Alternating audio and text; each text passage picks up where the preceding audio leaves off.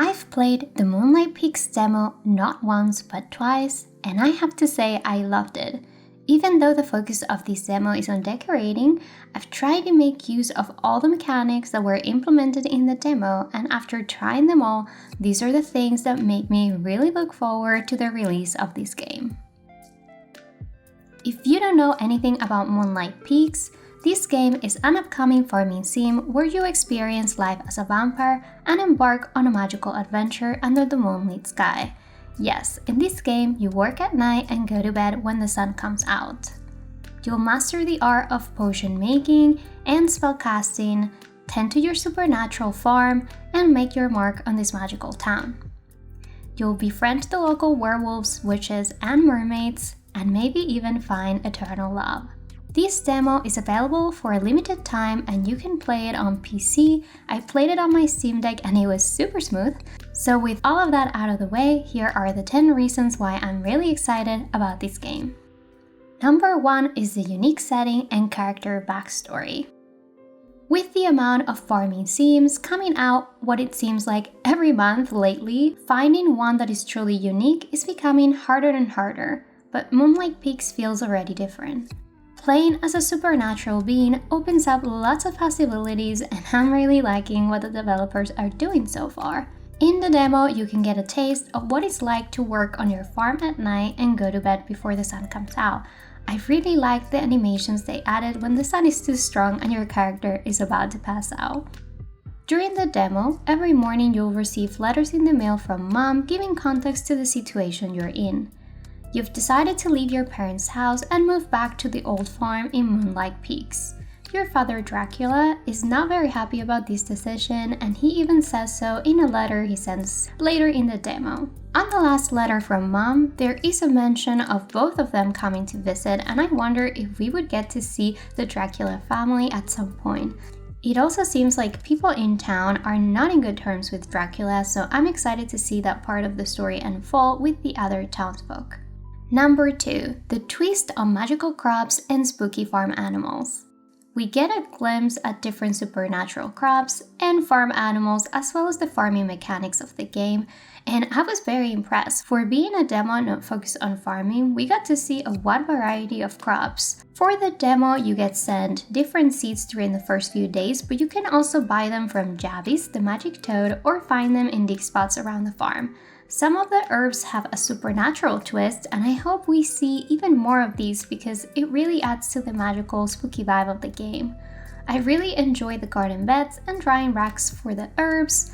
For what I've seen in the demo, this is what we'll use to gather materials for potions, and I really like that it was separated from the crops, which will be used for different things like cooking meals. We don't get a lot of the farm animals other than they look really fun and spooky, and I can wait to see more. The farming mechanic is pretty standard: dig some soil, plant your crop, and this is where things get interesting, which brings me to reason number 3, the magic system is super fun.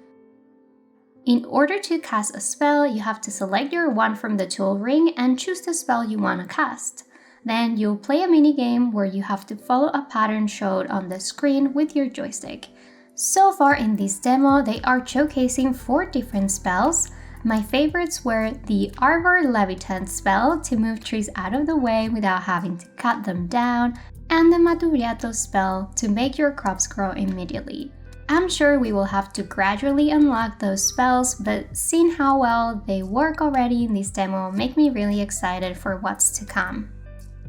I almost didn't get to try the potion mechanic, but at the last minute, in my second playthrough, I managed to get the lavender I was missing to make my potion.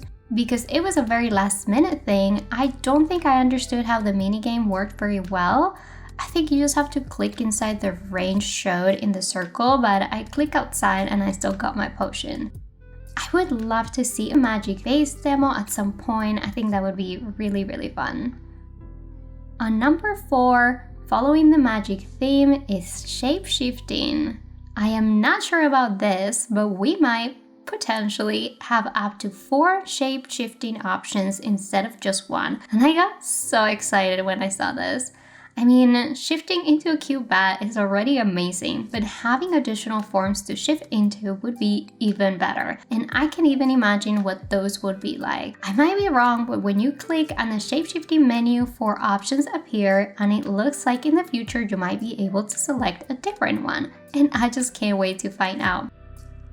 Number 5 is having great crafting mechanics from the beginning.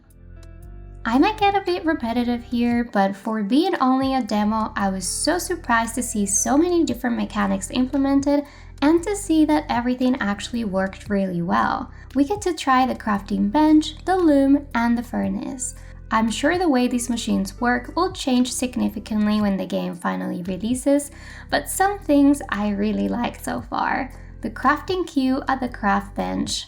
There is a limit, but you can still craft multiple things at the same time. It is similar to how crafting is in Animal Crossing New Horizons, but much faster and very efficient. I also really enjoyed the detail animations when the machines are working or finished. It just feels very polished and magical and really sets this demo apart from others. Number 6 is how easy decorating is. Once you get into decorating mode, you can just pick up anything except rocks and trees and things like that, but any building, any item, paths, and just move things around. It's that easy.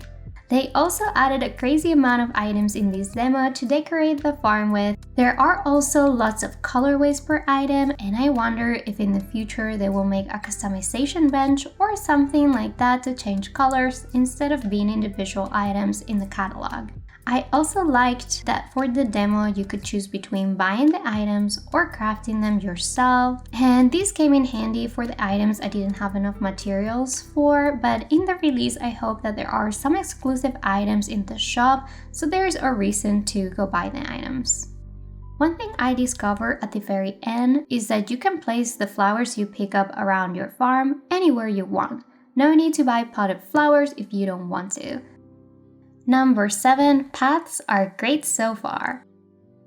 A few things I love about the paths in this demo is that with few materials you can craft a lot of tiles, which is great. I never felt like I was running out of materials and I had enough paths to cover big areas. I try to get a bit creative with it, and I'm not sure that I was very successful, but I really liked how only 2 sections of path together looked like a little doormat with rounded corners. So I tried to make use of that, and I also tried to play around with single tiles since they make a perfect circle, which I thought was really cute. Overall, I think all the paths look great, are super easy to apply and remove, and you can even place them under other items when those are already placed, which is super helpful when decorating. Number 8 is that this game looks stunning already. I'm sure I don't even have to say this, but this is the most polished demo for a farming sim I've played this year. The game looks beautiful and it also plays beautifully. All the 3D assets are really detailed, from the different trees you see in the farm to all the crops, the animals, every single decor item, all the flowers. Also the color palette and the lighting are perfect. I cannot say enough things about how good this demo looks and how well it played, and that it's already massive and one of the main reasons I'm so excited for this game. On number 9, even if it was not featured on the demo, something I'm super excited about are supernatural relationships. You can date werewolves, vampires, and mermaids? That sounds incredible, and I had to include it in this video because I think this could be one of the biggest features of Moonlight Peaks when it releases. And we do get to see one other character in this demo, and that is Major Logan, who is a werewolf. And if you haven't seen the portraits of the characters that have been announced so far, I'm going to add it here because this might be some of the best character portraits in farming sims, which makes me really excited for relationships in this game. And number 10 is that we are still super early. I honestly thought we would not see anything about this game for at least another year, and we already have an incredible demo out.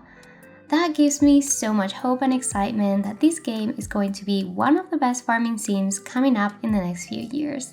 I would love to see other small demos like these in the future, or even alpha testing to make sure that the community is able to share their feedback, and when the game finally releases, it's the incredible game that we are all hoping for. And that is all for today's video. Have you played this demo? Are you excited for Moonlight Peaks? Let me know in the comments, and as always, thank you so much for watching. I hope you have the coziest day, and I'll see you next time.